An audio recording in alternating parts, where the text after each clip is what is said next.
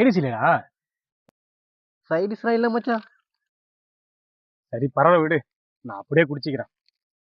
ஏய் ஏதோ ஆயிட்டு போகுறா. என்னது?